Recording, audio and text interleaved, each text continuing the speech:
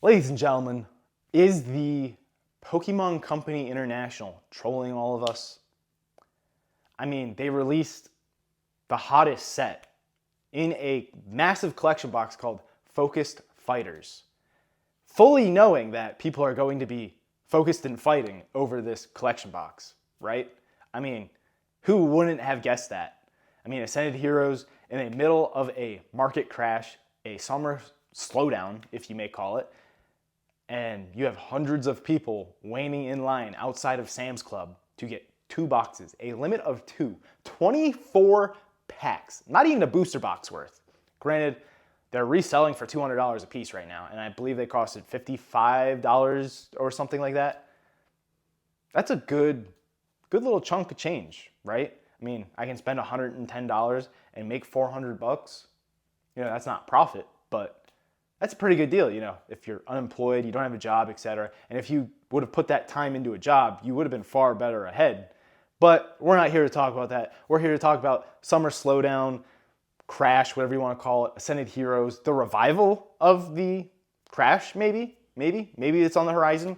You know, we have right now the Ascended Heroes nuke in the middle of a slowdown. We had 3 pretty weak sets, and probably people are getting tired of these weak sets. There are definitely people losing interest. There are pretty much record highs during this bull market of people trying to sell, and they're selling at all-time low, not all-time lows, but all-time low percentage-wise, like 70, 75%. I've been able to get some pretty good deals on slabs, singles, some sealed here and there. Sealed I've actually had to pay up a little bit stronger than the rest, which is surprising to me given what, you know, everybody else is saying. But I have had to pay up a little bit more for sealed to get, you know, if I want bulk, I figure I would be better off paying that little bit of percentage more because I have bulk. It's a lot easier for me to, you know, keep track of stuff and just operate a store with, you know, if I can get 20, 40, 50 ETBs of something, not saying I can always afford that, but if I can get, you know, 20 ETBs of something, that's a lot better than me getting 1 ETB of 20 different sets, because that's a pain in the ass to deal with.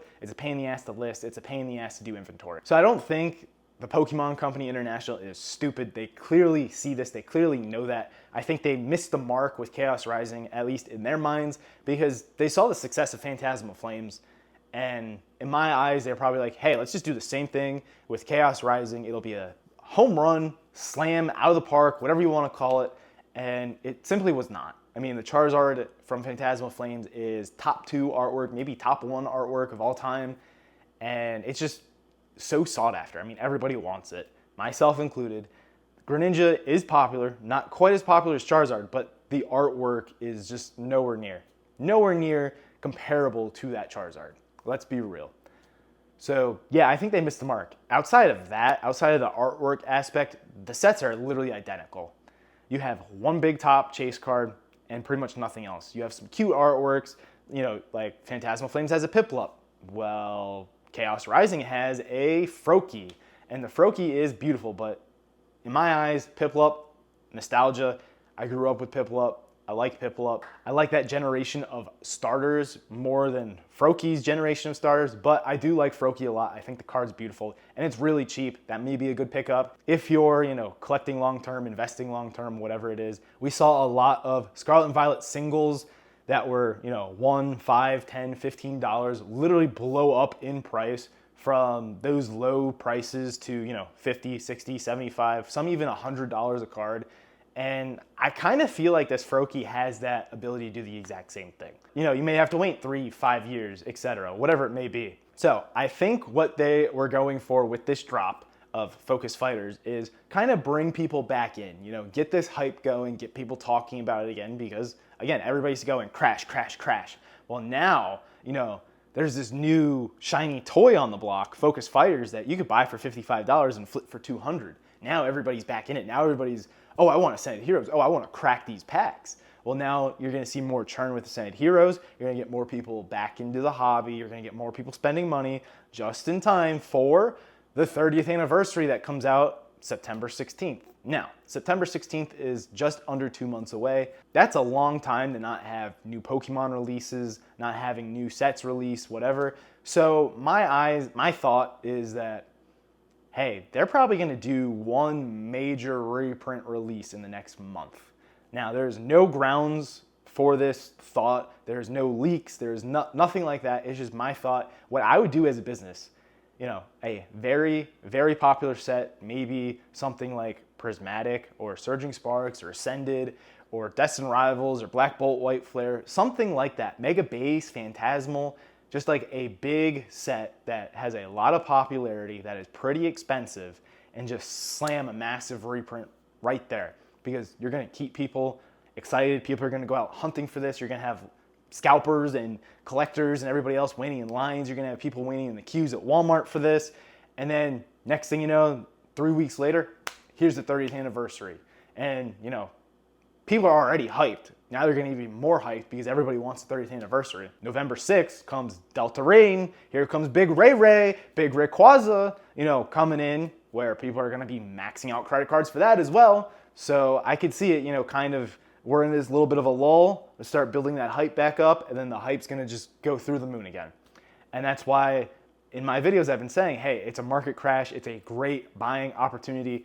Maybe it's not really a crash. It's more like a summer slowdown, but there's a lot of things that are on sale, and you can get a good deal on a lot of things right now. And that's exactly what I've been doing for my store, for my business. I bought a bunch of slabs and some singles that were a great deal. I'm gonna look to be moving those at shows, or you know, Facebook or my Discord. And then, you know, I've been able to pick up some seal at Destined Rivals. I've been trying to get White Flare, but the guy actually sold them right before I was able to buy them, so I kind of missed out on that. But I'm still hunting. I'm still looking around for some other stuff, just stuff that I haven't really been able to stock the store with because it's been so expensive and people just did not want to budge from market price or 90%. And at that, there's no room for me as a business. There's no room for my store. So now that things are coming down a little bit, now that people are willing to take a smaller percentage, you know, 75% a lot of times, I can afford to buy something like that, and then I can still sell it at, you know, 90% and still be good. So that's basically what I'm trying to do. If I have to pay up for bulk, like I did with Destined Rivals, if I have to pay 80%, I'm not going to cry about that, because I think in the short term, you know, come Christmas time, when everybody's fiending for the 30th and fiending for Ascended Heroes still and fiending for Delta Rain, I think these other sets are gonna slowly and quietly keep moving up. And I'm gonna be able to make more margin than I normally would. Instead of my normal 10 to 15%, maybe I can take 20% now and still be under market, because everybody's selling everything at a loss. Not a loss, but at a lower percentage right now. And that's opportunity in the market. That's opportunity for me as a business. So I am trying to prepare for, you know, this little run up here, which I think we kind of hit that fishtail. We're starting to fishtail back up now. At least that's what I think. You could tell me I'm an idiot in the comments below. Let me know what you guys think in the comments below. Is Pokemon Center trolling us, or is this actually what they wanted to do? Is this, you know, the little tail back up? They wanted to cool everything down a little bit, get everybody, you know, kind of not interested, but kind of give this market a lull, to cool things down a little bit, and then start picking it right back up just in time for the most hyped set of the decade, maybe? I don't know. That's just my thoughts, putting it out there on YouTube. I'm just a random guy making YouTube videos about Pokemon, who just so happens to also run a Pokemon store. If you guys are looking for some sealed Pokemon products, shop my website in the link in the description of the video down below. And I'll see you guys there. This is Max Pax signing out.